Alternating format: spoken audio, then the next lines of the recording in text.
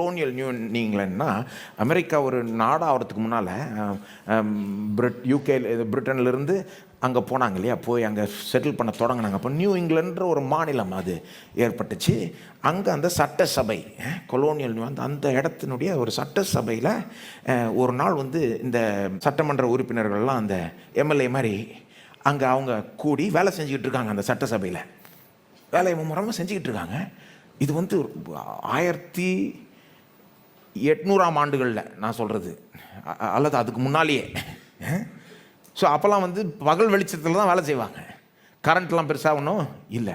வேலை மும்முரமாக போயிட்டுருக்கு. பட்ட பகலில் திடீர்னு இருட்டாயிடுச்சான். இருட்டானோடனே அங்கே நிறைய பேர் கிறிஸ்தவர்கள். ஆனால் அவங்க என்ன நினச்சாங்க, வானத்தில் அடையாளம், சூரியன் அந்தகாரப்படும், சந்திரன் ஒளியை கொடாது இருக்கும்.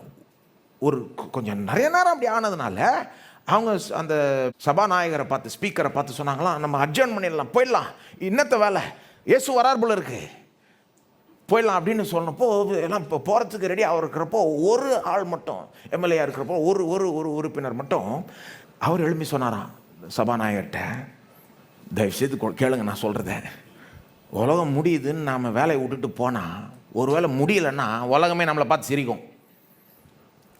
அடுத்த பக்கம் உண்மையிலே உலகம் முடியுதுன்னா இயேசு வராருன்னா, நான் என்ன நினைக்கிறேன்னா, நம்ம வேலையில் நாம் அவர் இருக்கணுன்றதான் விரும்புகிறார். ஆகவே தயவுசெய்து கேண்டில்லாம் கொண்டு வர சொல்லுங்கள், நம்ம மும்முரமாக வேலையை செய்யலாம், அவர் வர்றப்போ வேலையை செஞ்சுக்கிட்டு இருக்கலான்னு சொன்னாராம். என்னங்க, அதுதாங்க கிறிஸ்தவ அப்ரோச்சு. முடியுதுன்னு நினச்சி வேலையை விட்டு போனால் உலகமே சிரிக்கும் முடியலன்னா. ஆனால் ஆக்சுவலாக முடியுதுன்னா, ஆக்சுவலாக இயேசுவே வராருன்னா எது பெஸ்ட்டு? கொடுத்த வேலையை விட்டுட்டு போய் வானத்தை பார்க்குறேன்னு சொல்கிறது பெஸ்ட்டா, அல்லது வேலையில் அவர் கொடுத்த வேலையில் உண்மையாய் கடைசி வரைக்கும் அவருக்காக, அவருடைய நாமத்தின் மகிமைக்காக செய்கிறது பெட்டரா? எதுங்க பெட்டர்? நீங்களே யோசித்து பாருங்கள். அவர் தூதரை அனுப்பி உங்களை சேர்த்துக்கொள்வாருங்க, அதை பற்றி நீங்கள் வரி பண்ண தேவையில்ல. ஒருத்தர் கேட்டாங்க, ஒருவேளை நம்ம தூங்கிட்டு இருந்தால் என்னங்க நடக்கும்? அவர் தூதரை அனுப்பி சேர்த்து கொள்வார். 27ஆம் வசனம் ஏற்கனவே பார்த்துட்டு, அதை பற்றி வரி பண்ண நாம் மனசில் எது இருக்கணும்?